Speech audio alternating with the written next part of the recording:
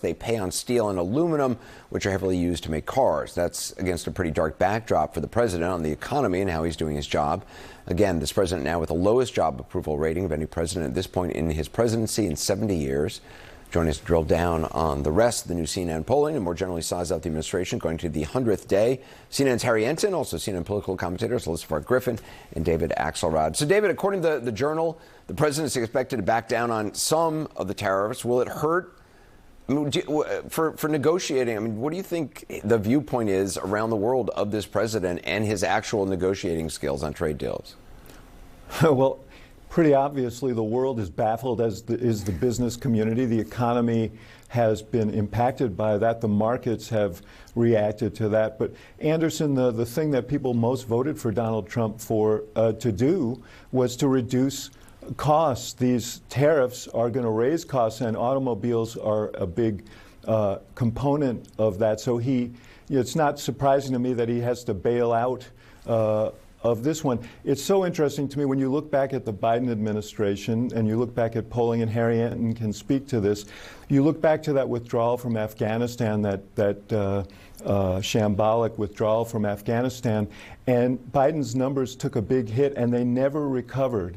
And you wonder whether April 2nd, what he called Liberation Day, but for the markets was kind of Incineration Day. We wonder whether you look back at that, and what you find is that was the beginning of the end, that he never recovers, because these economic numbers are devastating. So I see this as a kind of a small bailout from the position he put himself in, but there's so much more to it, and I'm not sure there's a way out for him. Yeah, Alyssa, is this now just chaos followed by bluster?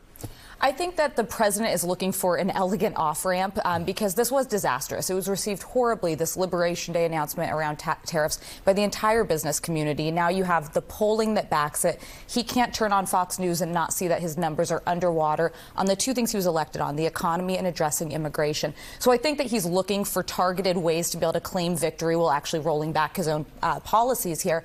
But one area that I think is also interesting is immigration, which that was a key issue that he won this election on. And now that the numbers are underwater on immigration is stunning. And what I just have a hard time with is folks around him need to be telling him the message is clear. He has effectively secured the border. The border crisis is over, but he's not talking about that. Instead, they're talking about deportations that have bypassed due process, that have made mistakes in people that they've deported, putting up signs on the White House lawn about all the illegal immigrants that they're going to deport, and it's missing the message. All the American people wanted was, we don't want 500,000 people coming across the border, and we want the cost of living to go down. Like, get back to the basics, and you could change these numbers. Harry, what does the polling say right now? No, I mean, we're talking about tariffs, we're talking about the economy, and it's just a disaster. I mean, that's the only real word you can use to describe it. I mean, take a look at Trump's economic approval rating now versus 100 days into his first term, and what we see is it's 10 points lower, right? The economy was a strength for him during his first term. Now it is a weakness. Now it is dragging him down, and we talk about history, right, and historic numbers. I look back for every single president since Jimmy Carter in 1977, the lowest economic approval rating through 100 days belongs now to Donald John Trump. And more than that, tariffs are also related to foreign affairs, right? Your relationships with other countries. So take a look at Donald Trump's approval rating when it comes to foreign affairs. You see, again, lower than the first term. You see it underwater, 39%. And again, that is the lowest on record all the way back since James Earl Carter in 1977 when we began polling that. And I love to see the smile when I refer to him as James Earl Carter. No, it's that you're shouting at us. I guess I'm so excited. 1900s. I'm just so excited. Numbers get me excited. I know they do. I know. That's why we love you, Harry. Thank you, my friend. So, David, President Trump's the economic approval ratings took a hit after the tariffs announcement. Are Democrats, where are they on this? I mean, they are doing enough to make the most of this. Do they have answers for any of this? Well, look, I kind of think it's taking care of itself right now. I agree with Senator Klobuchar. I think Democrats have a lot of work to do to figure out why they became associated with the status quo and lost to Donald Trump, who wasn't that popular a figure when he got elected. They have work to do to talk about the future, and after this teardown, what do they propose to build? But in the short term, he's destroying himself. And we should point out that there's an election tonight, apropos to what Harry said, in Canada, in which the Liberal Party of Canada very likely will win. We'll see what the result is, but they have a great chance. They were way behind before Trump basically declared economic warfare on Canada, and the Prime Minister up there, Mark Carney, used that issue to leverage his way back into the race. So that's one election, that victory that Donald Trump can justly claim credit for. I'm not sure that he's going to, though. Well, also, Alyssa, to David's point, I mean, he's unified countries around the world against us, but not this country.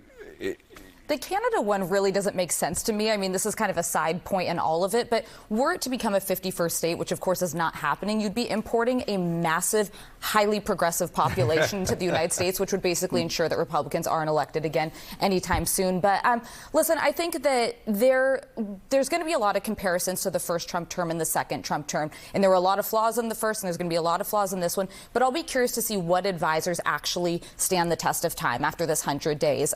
You see some of these folks like Peter Navarro, who I think put some information in front of the president that was not ready for prime time, that got him into this place that had the markets open close, the lowest they had since the 1930s.